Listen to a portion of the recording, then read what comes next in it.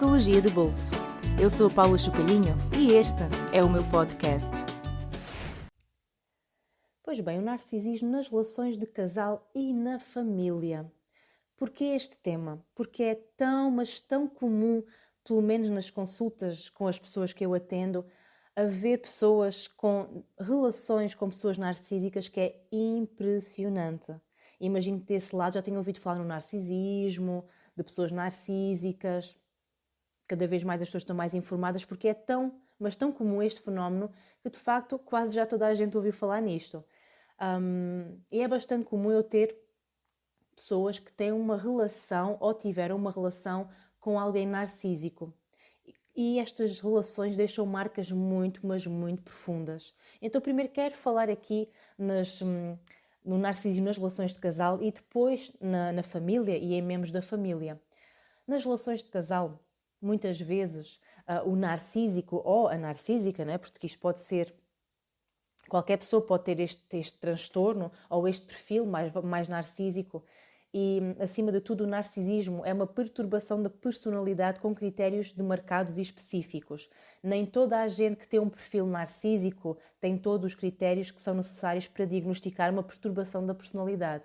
Mas é para ficarem com uma ideia que há aqui uma estrutura, um perfil que é o narcisismo, que normalmente são pessoas que são altamente carismáticas, que dão uma imagem delas próprias muito perfeitas, boas, bonitas, inteligentes, capazes, mas depois em dinâmicas de intimidade em que já uma relação mais profunda, consegue-se ver a máscara dessas pessoas e o que está por detrás dessa máscara. E normalmente são pessoas muito pouco empáticas, que não assumem a responsabilidade dos seus comportamentos, daquilo que vai mal na relação, que até tem a ver com esta própria pessoa, não é? Portanto, há aqui um baixo insight, uma baixa consciência crítica sobre si, portanto, projetando sempre a culpa nos outros. O outro é que teve a culpa, o outro é que isto, o outro é que aquilo, não é? Portanto, são pessoas que muitas vezes não reconhecem os limites dos outros, não os respeitam, não respeitam os limites dos outros, em que acham que o que eles querem, o que eles precisam é mais importante do que tudo o resto. Normalmente estas pessoas sentem que os outros estão ali para corresponder às suas expectativas, para satisfazer as suas necessidades, mas eles não têm qualquer obrigação de fazer o mesmo. Ou seja, são aquelas pessoas que por um lado parecem que estão sempre certas, que sempre que se sentem criticadas ou desprezadas ou desvalorizadas ou que lhes apontaram o dedo por algum motivo vão explodir ou atacam ou então fazem-se de vítimas ou mesmo fazem um tratamento do silêncio, deixam de falar com a vítima, sim, porque pessoas que vivem numa relação com alguém narcísico acabam por estar numa relação abusiva, numa relação disfuncional em que o narcísico é um agressor e a pessoa que namora com esta pessoa narcísica é uma vítima de maus tratos psicológicos normalmente. São pessoas que fazem chantagem emocional, fazem manipulação emocional, fazem com que o outro se sinta sempre culpado, fazem sempre com que o outro sinta dúvidas no seu comportamento, se esteve bem, se não teve. E a relação perfeita será sempre entre um narcisista e uma pessoa empática. É como se fosse a match made in heaven, porque de facto os empáticos percebem, colocam-se no lugar do outro, tentam perceber o que é que fizeram de mal, autoquestionam-se e muitas vezes colocam-se mesmo em causa quando de facto eles é que têm razão e o narcisista o está a atacar, não é? Mas fazem sempre esta reflexão de será que eu estive bem? Será que ele tem razão? Pois, se calhar, o que ele diz é verdade. Então, muito cuidado com isto. Sempre que se sente a duvidar de si mesmo, de si mesma, em que o outro está sempre a culpabilizar por algum motivo, ou a atacar, ou a afastar-se, fazer o tratamento de silêncio, até pode dizer que nem quer estar consigo, que o manda embora ou que a manda embora, que... Enfim, todas essas coisas há que avaliar realmente não estar na relação com um narcísico ou com uma narcísica.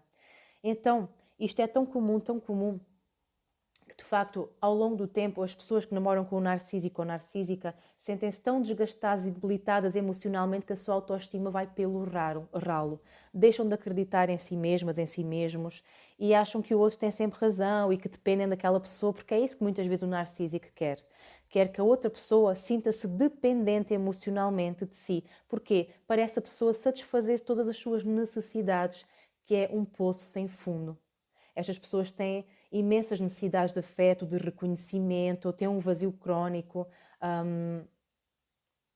E tem aqui um profundo, por vezes, ferida do abandono, ou da rejeição, ou da traição. Podem até desenvolver paranoias com a outra pessoa ir abandoná-lo, ou ir traí-lo, ou traí-la, ou seja, sempre estes medos. Pode desenvolver uma série de comportamentos de controlo, de questionar a vítima, de tentar perceber onde é que ela vai, com quem é que ela vai, ou seja, tentar perceber se de alguma forma a vítima o está a trair ou a enganar de alguma forma. Podem ser pessoas muito desconfiadas, muito inseguras, muito paranoides, mas depois disfarçam com uma atitude de arrogância. Não, mas não é nada disso, tu é que isto, tu é que aquilo. Então, muita atenção, porque estas relações deixam marcas nas vítimas que duram por vezes anos após a relação terminar. E sim, com o narcísico, seja como familiar, seja como relação íntima, e se calhar falo já aqui também na família, porque também atendo muitas pessoas que têm uma irmã, um irmão, uma mãe, um pai, um avô, que são narcísicos, que têm este perfil narcísico. E então é muito difícil posicionar-se perante estas pessoas, porque estas pessoas fazem-nos duvidar da nossa inteligência, da nossa percepção, da nossa razão, não é? E muitas vezes fazem isto, e mais aqui no casal, que é o love bombing e o gaslighting. Se nunca ouviram falar, vão pesquisar. Eu até escrevi um artigo aí há uns tempos acerca dos vários comportamentos abusivos nas relações de casal, em que se fala no ghosting, no orbiting, no benching, no breadcrumbing, no gaslighting, no love bombing, tudo termos que se calhar não ouviu, se calhar o ghosting já ouviu falar, mas os outros provavelmente não ouviu falar. E sim, o que é o love bombing e o gaslighting? O love bombing são estas pessoas quando tentam conquistar a vítima, aproximar-se da vítima, é como se nada tivesse acontecido, mesmo que tivessem discutido, mesmo que ele não assuma ou ela não assuma que esteve errado, que esteve mal, não pedindo desculpas, que estas pessoas têm imensa dificuldade em pedir desculpas, se é que alguma vez o fazem, e se o fazem é numa atitude de grande derrotismo e esperam que a outra pessoa aceite e que esqueça de tudo o que aconteceu até ali e volte tudo ao normal. Então, love bombing é quando este agressor se tenta aproximar da vítima novamente, enchendo de disponibilidade, atenciosidade, de gestos românticos quando é no casal, não é? Então, com a sua postura mais bondosa, mais generosa, em que parece a melhor pessoa do mundo, que nos quer tanto bem. E muitas vezes isto acontece durante um período de tempo, enquanto a vítima corresponde à expectativa e não o confronta ou a confronta, não é? Não critica, não se queixa de nada, está tudo bem. Quando por algum motivo a vítima diz, olha, não estiveste bem, olha, não gostei, olha, agora não tenho tempo, olha, agora não posso estar contigo, olha, agora não, normalmente o narcísico explode e então faz o gaslighting, que é culpabilizar a vítima de algum comportamento, acusá-la e agredi-la verbalmente, psicologicamente, ou deixando de falar. Já que é assim, então também não precisas de mim para nada, fazendo aqui uma certa chantagem emocional. Nas dinâmicas de família, é muito difícil quando alguém cresceu com uma mãe, um pai, uma irmã mais velha, por exemplo, ou mesmo mais nova, narcísica ou narcísico. Porquê? Porque são pessoas que descredibilizam muito o outro, que não validam, que não incentivam muitas vezes. Parece que há sempre aqui um ciúme, uma inveja latente, um instinto de superioridade, porque estas pessoas têm muito esta necessidade de serem superiores aos outros e serem reconhecidos como muito importantes, como únicos, como especiais, quando por vezes nem se comportam dessa forma que faça com que os outros os reconheçam como tal. Portanto, há este instinto de ser superior ao outro, então sempre que sentem inveja, que nunca é declarada, não é? Não explicitamente, mas mais implicitamente, desvalorizam as conquistas do outro, desvalorizam as emoções do outro, no fundo para o manterem ali, num estado de dependência, de codependência deles, para estarem sempre a procurar a aprovação destes narcísicos, que muitas vezes revestem-se também de professores espirituais, de gurus, de pessoas que fazem terapias holísticas e são muito evoluídas, mas depois em termos práticos, nos seus comportamentos, não há nada de evoluído nos seus comportamentos e nas suas atitudes. É só na conversa, no discurso. Porque essa é a máscara. São pessoas que se colocam num papel muito sábio, muito superior aos outros, muito inteligentes, muito capazes, que precisam muito desse reconhecimento e que para os outros têm um verniz incrível. São pessoas muito carismáticas, muito envolventes, não é? Mas depois para os de casa é quando está o verniz e conseguimos ver a verdadeira pessoa. Então aqui na família, muitas vezes há vários limites que não são respeitados, antes pelo contrário são ultrapassados vezes e vezes, mesmo que a vítima peça para respeitar um determinado limite ou que tenha um determinado limite, não vale a pena. O narcísico, por norma, não é capaz de respeitar porque não reconhece que o outro deve ter limites. Ele não tem limites em relação a nada nem a ninguém, mas em relação aos outros, os outros também não podem ter limites, porque ele de facto ultrapassa todos esses limites. Então, às vezes na família pode ser necessário, e eu vou dar aqui vou-vos falar algo de algo pouco ortodoxo, não é? Que é o afastamento do membro da família. Isto pode acontecer de uma forma muito simples, não ter que cortar relações completamente, seja com o irmão, com a mãe, quem quer que seja da família, que seja narcísico ou narcísica. Às vezes o afastamento pode ser sair de casa, pode estar com essa pessoa só pontualmente, não ter de atender os telefonemas que às vezes estas pessoas fazem vezes e vezes por dia, não é? Portanto, dizer, olha, assumir apenas os limites, como são. Que é, olha, só te posso atender uma vez por dia, só posso falar contigo ao final do dia ou neste horário. Pronto, e respeitar o seu próprio limite, porque em relação ao narcísico, seja numa dinâmica de casal, numa dinâmica de familiar, é isso. Acima de tudo, não se justificar.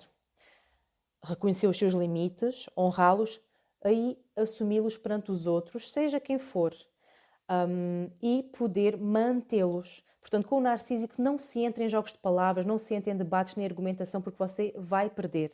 Não se ganha um jogo com o narcísico, porque ele tem um poder de argumentação brutal e vai virar o jogo contra si, você vai ficar completamente confuso ou confusa e tudo o que diz não é reconhecido, não é validado. Então não se justifica perante o narcísico, informa-se certos limites, certas coisas que são importantes, informa-se só. Caso outra pessoa não saiba respeitar, poderá ter que dar lugar aqui a um término de uma relação com o companheiro ou companheira narcísico ou narcísica, ou mesmo o afastamento do familiar, em que se está só muito pontualmente com essa pessoa, independentemente das acusações, do drama que o narcísico pode fazer, porque está a ser abandonado, porque estão a fazer isto com ele, porque estão a ser muito maus e muito más com ele, porque vai haver aqui uma vitimização, vai haver uma acusação e vai haver comportamentos agressivos. Mas você não é responsável por cuidar daquilo que é do narcísico, que são as suas emoções, a responsabilidade pelos seus comportamentos, as suas frustrações, as suas expectativas, pertencem ao narcísico. Você só deve cuidar daquilo que é seu, dos seus sentimentos, das suas frustrações, das suas emoções, dos seus limites, já que o outro não pode respeitar esse limite, não é? Seja um namorado, uma namorada, um irmão, uma mãe, um pai, quem quer que seja, tem que ser você a fazer por isso, mesmo que o outro fique muito zangado. Tem direito a ficar zangado, tem direito a não gostar, tal como você tem direito a estar seguro, segura, porque é isto, manter os seus limites é manter-se seguro ou segura das suas convicções, das suas ideias, dos seus comportamentos e fazer-se respeitar acima de tudo. Então, às vezes na família, sim, conheço pessoas que se afastaram mesmo dos membros da família ou que de facto só estão muito pontualmente com esses elementos em situações familiares, Páscoa, Natal, aniversários, e mesmo assim, se for tão tóxico para si, tão mau para si, se sair tão destruído ou destruída dessa dinâmica, então é afastar-se mesmo completamente e não haver qualquer contacto se tiver que ser. Se achar que é o correto para si, independentemente do que lhe digam, seja o psicólogo, a psicóloga, sejam os amigos, quem quer que seja, importa é para si o que é capaz de suportar ou tolerar ou não. O que eu vejo muitas vezes é que estas pessoas mais empáticas querem muito ajudar o outro, querem muito mostrar a sua opinião, querem muito o reconhecimento do narciso, que o outro perceba que não esteve bem, que o está a magoar, que a está a magoar. Isso não é possível. Tenho a certeza que aí desse lado, que se já viveu uma relação com um narcísico ou uma narcísica, sabe exatamente o que eu estou a falar.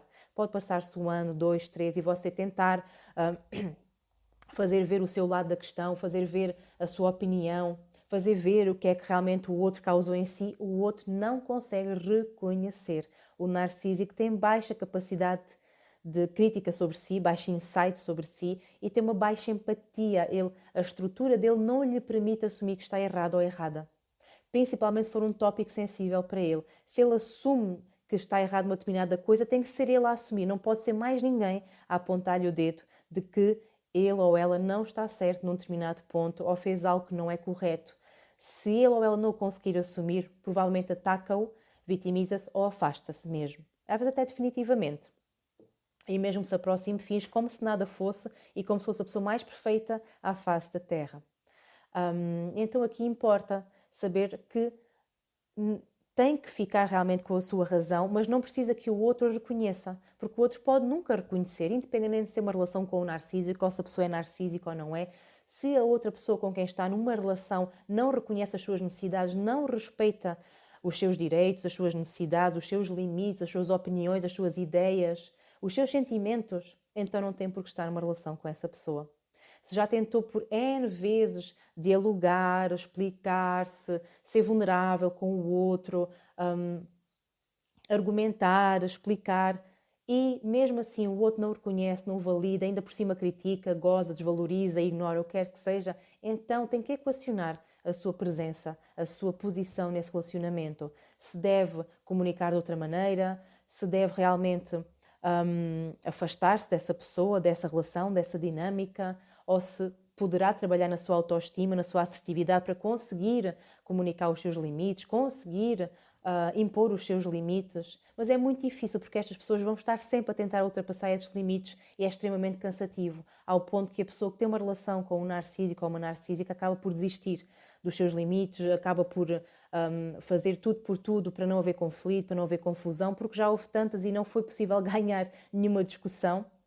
Não foi possível nunca conseguir chegar a um acordo, a um consenso, a um reconhecimento do outro lado, que por vezes a pessoa que está numa relação com um narcísico ou uma narcísica abandona-se, anula-se, deixa de dizer o que pensa, faz apenas o que o outro acha que é correto, ou então faz pela calada e não conta, não diz, para não ter a desaprovação, a crítica, uma discussão do outro lado. Então aí é quando a pessoa realmente já está numa fase em que a sua autoestima está muito, muito em baixo, não é? E que já se sente muito desgastada, cansada, em que já não tem vitalidade, não tem energia, e às vezes é muito difícil recuperar disto. Quando a pessoa chega a este limite de já nem ter energia, já não acreditar em si, já achar que nada vale a pena, é muito mais difícil de recuperar. Mesmo assim é possível fazer terapia, mesmo não consiga logo sair da relação, mesmo que ache que não seja essa a saída, é trabalhar em si, na sua autoestima, na sua autocapacitação, no seu autoconceito, começar a criar os seus limites, reconhecer as suas necessidades para depois poder comunicá-las e mantê-las. E caso o outro não as possa respeitar, então decidir o que fazer com essa relação, que tipo de dinâmica quer ter com essa pessoa, que tipo de proximidade ou não quer ter com essa pessoa. Então, importa aqui refletir, porque há muitas dinâmicas abusivas em família, com familiares, com parceiros ou parceiras. Então temos que estar muito reforçados na nossa autoestima, no nosso autoconceito, no nosso senso de capacidade, de autoeficácia, de autodeterminação, de sermos pessoas válidas, que merecemos o respeito do outro. E se não nos sentimos respeitados pelo outro, então é importante olhar para isso. É importante perceber se vale a pena ficar nessa relação. E se não é possível ficar, de que forma é possível ficar para si. Então espero que tenha sido útil este episódio e questione-se realmente, tem as relações que precisa à sua volta, que são importantes, onde há reconhecimento, validação, há compreensão, há carinho, e se não, o que é que precisa para poder ter esse tipo de relações e o que é que pode fazer em relação a esse tipo de relações que poderão ser difíceis.